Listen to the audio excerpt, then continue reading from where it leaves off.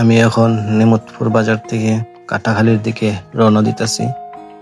বাইকে বসে সুন্দর এই মুহূর্তটা দেখে আমার আর কিছুতেই মন মানছে না, তাই আপনাদের মাঝে সেই মুহূর্তটা নিয়ে তুলে ধরলাম।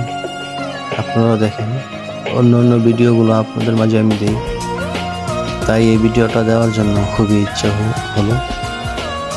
কারণ আপনারা দেখেন গ্রামের সেই রাস্তার পরিবেশ এবং কি নির্জন সেই পরিবেশ, জঙ্গল, কত সুন্দর সুন্দর গাছ আপনাদের মাঝে নিয়ে আসলাম।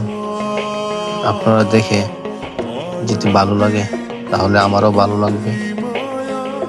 সবাই তো পারেন না গ্রামের এই দৃশ্যগুলো দেখতে, তাই আমারও দেখে ভালো লাগলো, তাই আপনাদের মাঝে নিয়ে আসলাম।